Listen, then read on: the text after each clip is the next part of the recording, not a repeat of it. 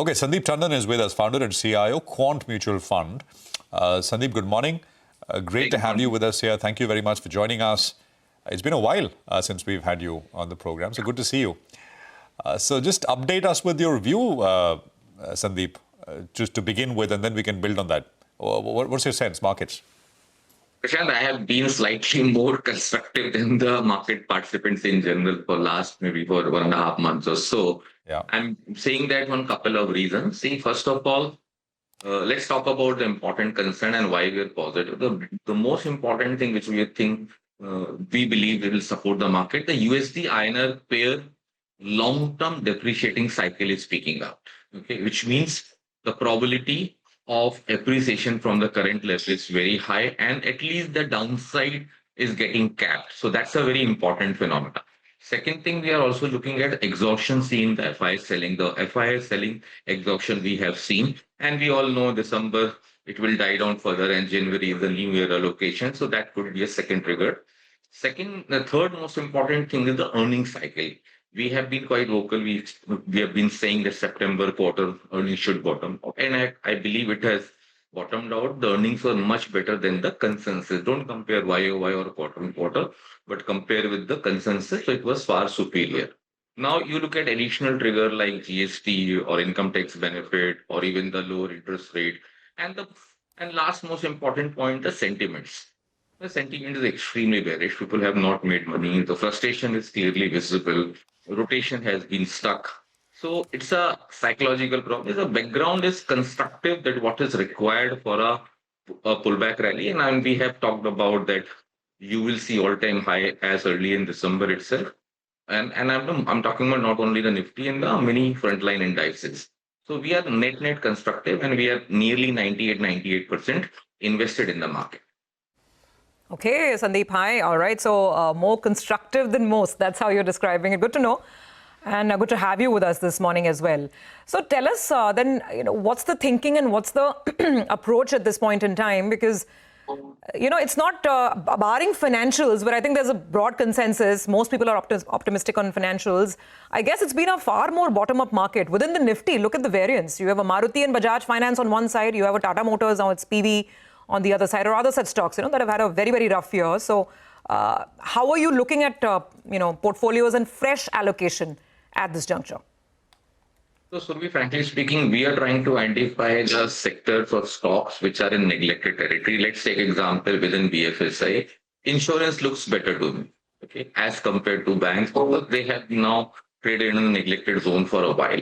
Similarly, within BFI space, the NBFC we have been positive for last few months. We felt that they are more constructive than the private sector bank. Now, obviously, some of the large private sector bank has also corrected in last few months. So even those names looks pretty attractive from the current level. So our strength comes from the background. We try to identify the neglected territory, hated zone, where people are not keen to build. And you will just look at the new age companies. Last 1 year when the opportunities was not there and new age companies were showing at least the top line growth, if not the bottom line. Okay. So the people with money got shifted there. I think that trend has reversed. Money is moving out and moving toward these neglected large cap names where the quality of management is good and earning visibility is even better. All right. Hi, Sandeep. Good morning. Good to see you. And as always, in terms of your contra call, tech as well, you all were creeping in. Have you increased allocation over there? On the banking side? No, tech. Tech, ignored, underperformed, maybe under-owned as well at current reckoning, suddenly showing signs of coming back to life. Tech, are you all increasing exposure?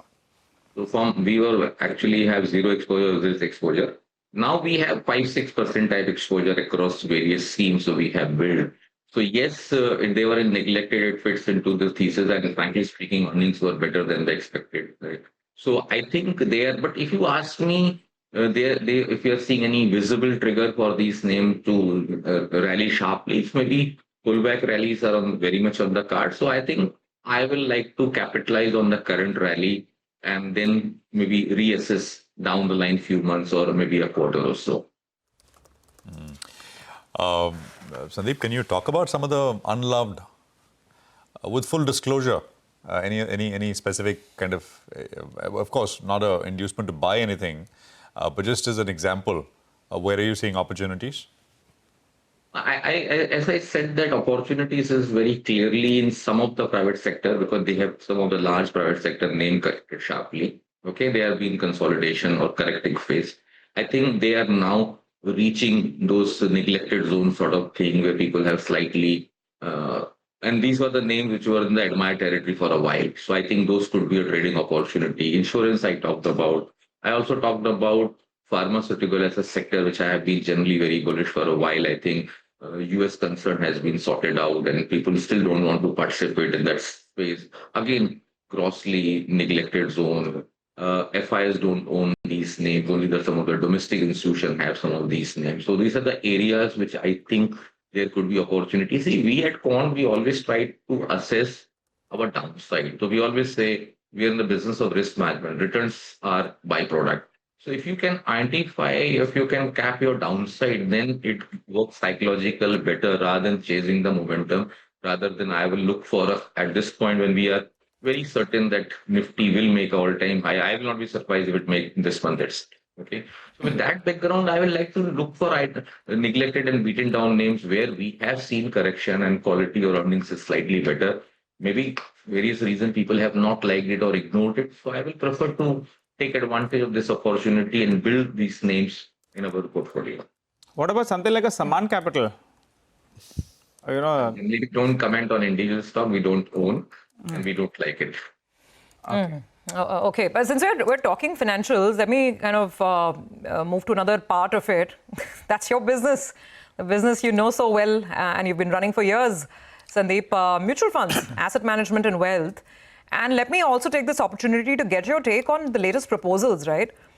So there was that 5 basis points additional charge that was levied in lieu of exit loads when they were banned. So now SEBI is saying, let's not do that. There is some talk of rejigging the TER itself. I'm not talking about the brokerage debate, and I think we've spent enough time on that. But just chip in, generally, if these rules are implemented in their current form, what does it mean for margins and business for AMCs? So it will affect more the smaller names or the budding mutual fund who are just building up. Because see, if you really look at, if I go by all the cost structures in the mutual fund industry, it takes typically 8 to 10 years to achieve a break even. Okay. Now, if these new rules are implemented exactly in this form, obviously we expect that break even can extend it to 12 to 15 years. And that will be not a good news for the mutual fund, particularly for the new players. The existing large players have crossed that boundaries. Okay. So it doesn't affect them. Actually, in fact, they will be actually indirectly beneficiary if the smaller names or smaller companies get affected. See the one is the not only tier part, the second most important is also the brokerage piece. I will touch base again because if you cut down to 2 bips, okay, this is the area where people actually put in effort on the intellect side. Okay, so what we have requested to the regulator is that please look into all the cost structures of other entities, okay, who are the supporting system of mutual fund. They have grown along with the mutual fund industry, but the rules are not applicable in terms of capping their income, where we are capping our revenues of the mutual fund, and we are now talking about on the brokerage side, because if the brokerage rates cut down, simply the incentive of a market in terms of research will be impacted, because ultimately sell side do a better job in terms of depth, and the breadth of the market is very important. We cannot cover 1,000, 2,000 stocks. Neither we have bandwidth, nor we have that much capital to do it. And one client-centric research is always going to be challenging. So what is very important is that we should not hold. If you make it 2 bips and someone, let's say today any smart money manager wants to move and set up his own company, nobody will service him. And 2 bips he will not get the service. And then if he has to build the entire cost structure of 10 analysts or 15 sector specific it's not viable. It's not viable. Even if it's not break even, he will never able to actually break even in his life. That's the way I define it. Because it will take long time. So what is our urge to the regulator is that we are very happy that I agree the cost structure should come down as the size has grown, the benefit should be passed. Yeah. But this should be applicable to the other supporting system also. Okay. And that is very important because all other supporting system are largely electronic. They are still charging on AUM basis, not on the transaction basis. So on the intellect side, we are trying to cut it, but on the other side, we are not. That's, I think, a lot of messages and the presentation has gone. I'm sure a regulator will look into it. So we remain optimistic on that side. And so far, yeah. Yeah, no, absolutely. Take your point, and I think I've heard a similar argument from a lot of other AMC heads as well. That mutual fund houses do not have the capacity to set up full-blown research teams, and for the smaller guys, it will be very costly, like you explained. But the other proposals, if TER changes, are what that consultation paper has indicated, and if that 5 basis points additional charge is no longer, applied, then will that hit profitability? And if yes, by how much? I mean, from the point of view of investors who are investing in mutual fund stocks, I mean, I'm asking from their perspective, what should, what can the outcome be with the current proposed TER structures and this 5 bips? So the way I understand that 5 bips, obviously it was a temporary phenomenon, the SEBI is explained, which is it will not make any meaningful difference. The difference will come if you cut down that 15 bip structures and other thing that will affect, I said, smaller names. As far as large AMC and listed AMC space is concerned, I don't think there'll be any impact because they will pass it back. So basically, the net, the distribution, it will impact the distribution circle. So the people who are distributing, or the market intermediaries, MFD sort of people, will be impacted much more than AMC because AMC will pass. Right. All right. Before we run out of time, Sandeep, you have a broader view on other asset classes, etc. as well. You track so much. The big debate has been whether, what's happening in the US is set up for more than a garden variety. NASDAQ is already about 7% off the highs. So is this just a technical shakeout which will correct itself and things will be back on track, or what's your sense and how does it affect us, if at all? See, in fact, I will say in last many quarters, India is actually becoming a low beta market, okay? And we have a negative correlation with the global markets, not the historical, but I'm talking about last many quarters, we have seen this phenomena.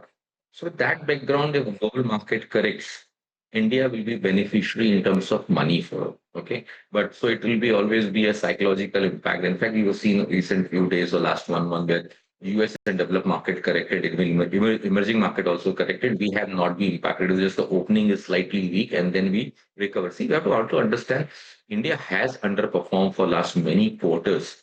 So with that background, we should be constructive. As far US is concerned, for last many months, I've been highlighting the risk is not in India. It's the global market, particularly US, where complacency was on a higher side and hence this correction you are seeing.